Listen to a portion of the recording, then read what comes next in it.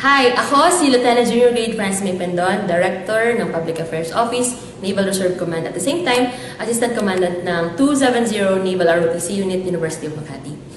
Noong World War II, lumaban ang mga ninuno natin sa mga dayuhan. Uling ang ginamit nila para pintahan ang kanilang mukha bago lumaban sa gabi para hindi sila makita ng kalaban. Ngayon, gagamitin ko ang uling ng kawaling ito para bigyang hugay ang lahat ng mga lumaban sa bayan at bilang suporta sa ROTC.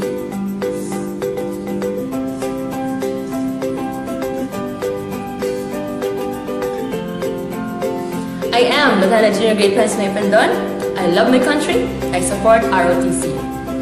I challenge my friends, all other commandants, assistant commandants, and all the basic cadets and cadets of all Naval ROTC units to do the same.